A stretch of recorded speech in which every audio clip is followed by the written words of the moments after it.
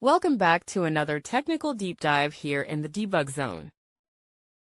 Today, we're tackling a big question and breaking it down with insights from other users. Hopefully, this clears up some misconceptions and helps you get the answer you need. So, buckle up, stay a little curious, and let's jump right in.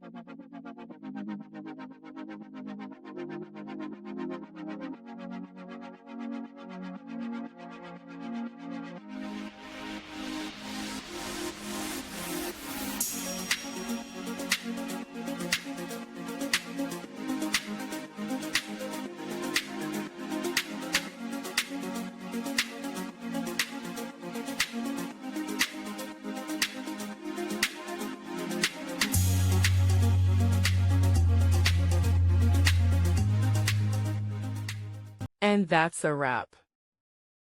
I hope you found the answer you were looking for. If you did, take a second to hit that subscribe button. It really helps out. And let me know in the comments which solution worked best for you. See you next time in the debug zone.